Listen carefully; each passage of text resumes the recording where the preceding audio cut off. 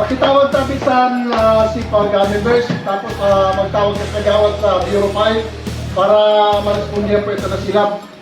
Afternoon, Bureau Fire. Barangay Sipuya, may isin din po na nangyari dito sa amon. Sa 4-4, may isin din po na silab.